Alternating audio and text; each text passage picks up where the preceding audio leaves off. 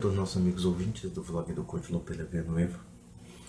Esta semana, que poderia ser comemorativa, já que amanhã será o dia 7 de setembro, nós nos deparamos com dois eventos trágicos, com dois eventos que nos causaram profunda comoção e tristeza. O primeiro caso, naturalmente, foi a destruição do Museu Nacional e de vários arquivos históricos de valor incalculável que o Brasil perdeu. Ou seja, praticamente uma parte significativa da história do Brasil foi apagada através das fogueiras que destruíram o Palácio São Cristóvão, ou a chamada Quinta da Boa Vista, que foi a residência de Dom João VI, de Dom Pedro I. Foi lá que nasceu a rainha de Portugal, Dona Maria II, que era mais conhecida como Maria da Glória, e muitos arquivos, muitos registros históricos do Brasil Imperial foram completamente perdidos. Ou seja, tanto a história do Brasil como a história de Portugal, uma vez que o Brasil até 1822 era, de fato, Império Português, basicamente esses vestígios de uma época gloriosa simplesmente desapareceram. E o mais escandaloso é que nós percebemos que o descaso dos governos, e em particular dos governos de esquerda, e também da UFRJ, com a sua alta cúpula do PSOL, do PCdoB, enfim, do PCB, que seja, partidos comunistas em geral, mostraram o completo descaso pela história do Brasil, o completo descaso pelo patrimônio público. E o outro incidente, tão grave quanto, foi a tentativa de assassinato do deputado Jair Bolsonaro. Qual é a conclusão que nós podemos extrair disso? Eu fiquei pensando cá com meus botões quando soube à tarde com relação ao atentado em que ele foi esfaqueado e foi inclusive uma ferida profundamente grave que poderia inclusive matá-lo, podendo gerar o óbito dele. Nós percebemos aqui o quanto o establishment de esquerda não está admitindo a derrota.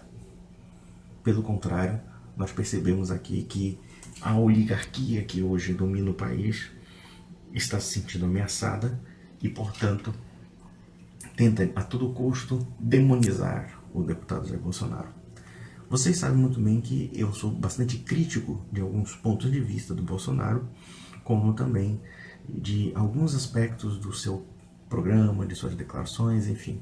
Contudo, há de se reconhecer que Bolsonaro é uma pessoa que faz a distinção entre os demais candidatos, a começar pelo fato de que ele não está envolvido com nenhum escândalo de corrupção e que, até o dado momento, se comprovou ser uma pessoa íntegra, ser uma pessoa honesta. Pode-se discordar de muitas coisas do deputado, pode-se não gostar das suas ideias ou dos seus pontos de vista, às vezes bastante nebulosos, no meu entender, mas, por outro lado, não há dúvida quanto à boa intenção ou então, pelo menos, a transparência de Bolsonaro em certos pontos. Pelo menos até o momento não vi nada que desabonasse a reputação do deputado. Como também existem algumas ideias que naturalmente eu simpatizo, embora outras naturalmente eu faria, digamos, uma lapidação em torno do que Bolsonaro já expôs. E da feita é que, se por um lado nós percebemos militantes de esquerda que se locupletaram com a destruição do Museu Nacional, por outro lado, um militante de esquerda, munido de uma faca, acabou enfiando no estômago, ou pelo menos no intestino, do deputado. E aí já percebemos aqui o quanto a esquerda está querendo extrapolar a nossa tolerância. Em outras palavras, nós percebemos aqui uma sucessão de mentiras, de demonização, de ataques, de calúnias contra o deputado. Com certeza, esse tipo de estigmatização que fazem não somente a imprensa, como intelectuais, como partidos políticos de esquerda e de extrema esquerda, enfim, bom, eu não sei qual é a diferença entre esquerda e extrema esquerda, para mim é tudo a mesma coisa, mas nós percebemos que essa propaganda massiva de difamação sistemática contra Bolsonaro tem, de fato, um nexo de causalidade com um sujeito criminoso, um delinquente que acabou tentando assassiná-lo. Ou seja, Bolsonaro é acusado de ser radical, de ser fascista, de ser isso, intolerante e tudo mais, quando na verdade os verdadeiros intolerantes são essas pessoas que fazem a caveira do deputado. E mais, o fanatismo da esquerda é tão grande que, se por um lado já mostraram desprezo pela história do Brasil, inclusive elogiando, inclusive afirmando que foi muito bom a queima do Museu Nacional e a destruição de vários registros históricos, não somente do Brasil, como de Portugal, como do Egito, como da Grécia, de Roma, enfim, tinha vários objetos arqueológicos que foram colecionados a partir de séculos de história do Brasil. E agora nós percebemos a hipocrisia das esquerdas, que, se por um lado demonizam Bolsonaro, transformam Bolsonaro quase numa não pessoa, e vocês podem ter certeza que muitos desses comunistas que hoje estão declarando não, nós somos contra a violência e tudo mais, eles no íntimo estão felizes por essa situação. No fundo, eles desejavam a morte de Bolsonaro e vão mais além. Eu fico pensando se houvesse uma situação mais grave do que isso, como no caso, digamos, se Bolsonaro morresse. Nós teríamos uma crise institucional. E eu penso que para chegar a esse ponto, quando nós vemos esses grupos radicais cada vez mais testando a nossa paciência, testando simplesmente os limites daquilo que é aceitável, eu penso se a democracia vai sobreviver a isso. No meu entender, eu penso que a democracia brasileira está com os dias contados. Resta saber quem é que vai ser o homem de pulso firme para colocar ordem na casa. E vocês podem ter certeza, colocar ordem na casa não é regime democrático, e sim regime autoritário. Esperemos que não seja totalitário, como do tipo da esquerda, ou então no regime do tipo Maduro, da Venezuela, enfim, em Cuba, de Fidel Castro. Né? Esse era o desejo do PT. Mas nós percebemos que a esquerda está levando o país ao caos. A esquerda subverteu os valores da sociedade brasileira. A esquerda conseguiu destruir a estima da nação. E não somente a estima, até mesmo a história. Quando nós percebemos que, desde 2004, o Museu Nacional estava em crise, e nós temos que contabilizar aqui que são 2 governos de Lula e da Dilma, e agora o governo Michel Temer, que é vice da Dilma. Quer dizer, durante mais de 10 anos, a tragédia do Museu Nacional era algo anunciado. E, como sempre, o governo brasileiro só resolve os problemas quando é tarde demais. O patrimônio histórico foi destruído. Não há mais o que recuperar. E agora nós percebemos um outro atentado que envolve o nome da esquerda, já que esse pretenso assassino que esfaqueou Bolsonaro é ou era um militante do PSOL. Um militante desse partido vagabundo que, no meu entender, deveria ser dissolvido. Eu estou perfeitamente convencido de que talvez a solução para o Brasil, uma das soluções para o problema do Brasil, é dissolver os partidos de esquerda. Alguém vai dizer assim, mas você é antidemocrata, não sei o que, não sei o que. Eu posso responder para você, eu não sou entusiasta da democracia. Aliás, eu digo o seguinte, que o grande problema da democracia moderna não é que ela seja boa, ela é muito ruim. O problema, na verdade, é qual é o sistema que vai substituir a democracia. Obviamente que eu não quero substituir a democracia por uma ditadura. Se nós houvéssemos, por exemplo, uma tentativa de volta de um sistema aristocrático, um sistema em que os governantes tivessem na sua missão um compromisso com a população, um compromisso com a igreja, enfim, se fosse um sistema até meio medieval, digamos assim, ou um sistema tradicional, no sentido orgânico, como era de fato antes da Revolução Francesa, etc., em alguns pontos me parecem bastante aproveitáveis. Mas, hoje em dia, realmente não há o que substituir a democracia. Porque o que vem depois da democracia consegue ser pior do que a democracia. Seja um regime autoritário, um regime de exceção, enfim. Mas, assim na democracia, cedo ou tarde, é o caos. E principalmente em países como o Brasil, cuja tradição não é democrática. A nossa tradição, em geral, provém de uma raiz monárquica, de uma raiz, inclusive, aristocrática. Né? Então, nós percebemos aqui que a democracia serve para a promoção dos demagogos, a promoção dos aventureiros, a promoção das massas em detrimento das pessoas, de juízo. Essa é a cena da democracia. E não se iludam, em qualquer lugar é assim. Nos Estados Unidos, na Europa, enfim. Né? E ainda mais com as estruturas de poder que disfarçam a aparência de legitimidade popular, seja através da manipulação da opinião pública, da imprensa, ou quando você vê que, por exemplo, os eleitores não sabem por que votam, ou então certos candidatos que você não sabe nem de que buraco saiu e cujas qualificações são as mais duvidosas possíveis. Então, quer dizer, nós percebemos aqui o fracasso grotesco da democracia. O fracasso grotesco. Eu não sou entusiasta da democracia, não sou idealista para crer que a democracia represente alguma coisa, na verdade não representa o povo. A maioria do povo não se sente representada pela classe política. Pelo contrário, a classe política é sempre uma oligarquia que se legitima através da vontade popular, e vontade popular, vamos ser bem sinceros, vontade popular não é absolutamente nada, porque muitas pessoas não sabem nem por que votam. Parte-se de uma ficção chamada vontade popular, que pode ser vontade ou volonté générale, como já dizia Jean-Jacques Rousseau no Contrato Social. Enfim, é uma mistificação. Mas já voltando ao caso de Bolsonaro, eu fico pensando aqui, Caco Botões, qual seria a reação da sociedade se houvesse realmente algo mais trágico do que somente um atentado. Com certeza esse país iria entrar numa crise política grave e num caos. E eu penso que nem o Congresso Nacional, nem o STF, nem a Presidência da República são capazes de segurar esse caos. Porque, basicamente, envolvendo um militante de esquerda, um extremista, que causou ou que causaria uma grande tragédia, eu penso que haveria uma grande possibilidade do Exército intervir. Porque o Congresso Nacional está desmoralizado, o STF é um escritório de advocacia do PT, todo mundo sabe disso, ou quando não, tem uma leve influência do PSDB, ou seja, o STF é partidário, descaradamente falando. O STF é partidário de forma descarada.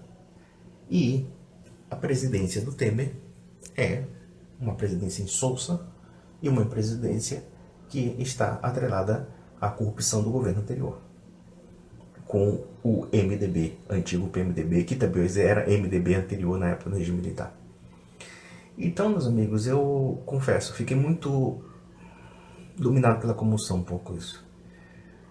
A destruição do Museu Nacional me chateou profundamente. Me deixou muito magoado. Me deixou magoado com esse país. De tal forma que às vezes eu penso assim, será que de repente encontrar novos ares em um outro país, um país que seja mais acolhedor a certas ideias, um país mais acolhedor à cultura, à alta cultura? Não sei, já pensei nisso. Se bem que o país que eu gostaria até de ir seria Portugal, talvez, ou até Espanha, também não estão numa situação muito boa, não. Com certeza, Portugal não tem os índices de violência do Brasil. É um país bastante estável, um país bastante tranquilo, enfim. Mas é um país também que passa por uma crise muito grande, né? Espanha também. Estados Unidos não me agrada. Mas, enfim. Mas essa sensação de náusea, essa sensação de tristeza, de perceber o quanto o país se rebaixou. E quando nós observamos o caso de Bolsonaro, que de alguma forma representa uma expectativa de mudança para certas pessoas, e mesmo assim alguém ainda tem a coragem de tentar assassiná-lo, quer dizer, de respeitando de fato essas aspirações de mudança, e mais, levando a população ao desespero, porque nós observamos que, tirando Bolsonaro, a política é a mesma. A política vai fortalecer os candidatos que não são da alçada do Bolsonaro, vão fortalecer as velhas patifarias de sempre. Isso é evidente. Alckmin, Boulos nem se fala, Boulos não é nem digno de nota. Ciro Gomes, Marina, enfim.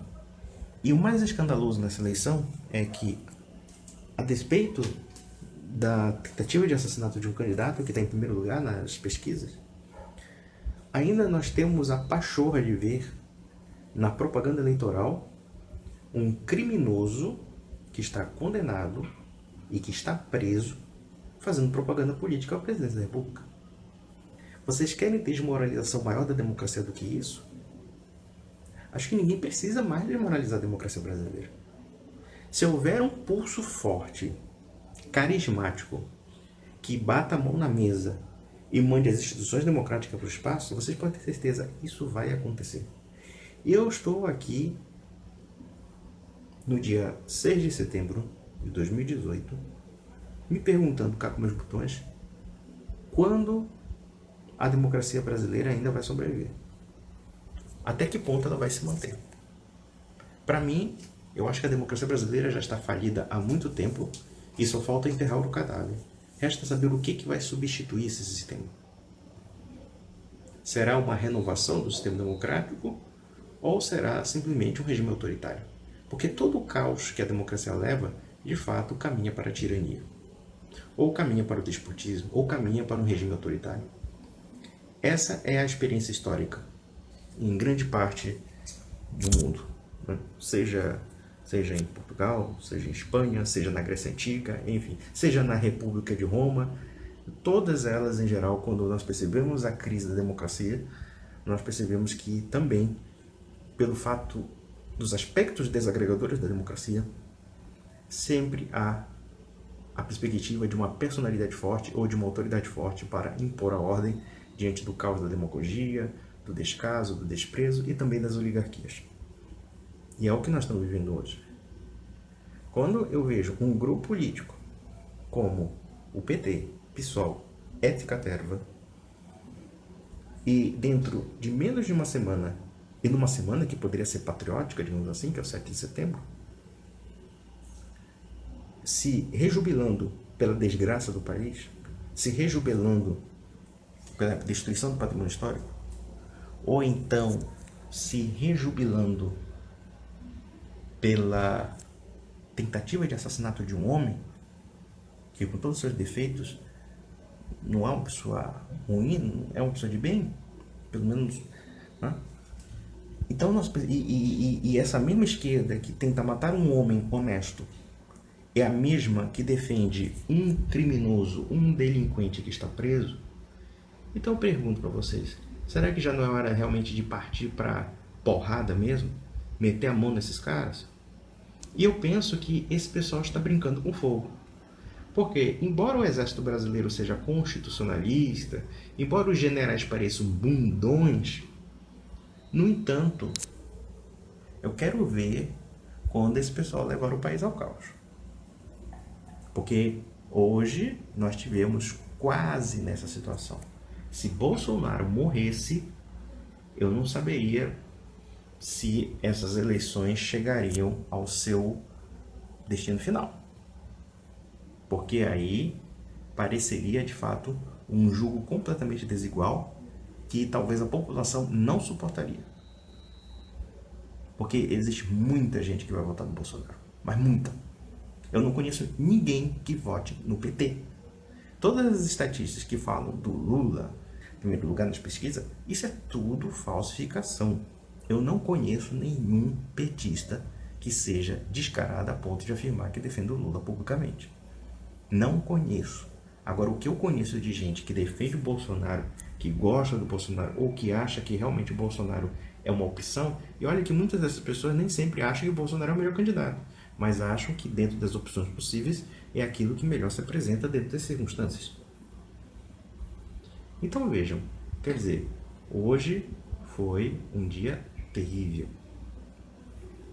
E eu penso que a pergunta que não quer calar é: com esses grupos radicais de esquerda que dominam as universidades, que fazem agite próprio, que criam militância, inclusive militância terrorista, porque isso foi um ato de terrorismo, e eu pergunto, como é que nós vamos nos livrar dessas pessoas? Da feita que alguém foi capaz de tentar matar um candidato a presidente da República que estava em primeiro lugar nas pesquisas, aí eu digo, qualquer coisa é passível de acontecer.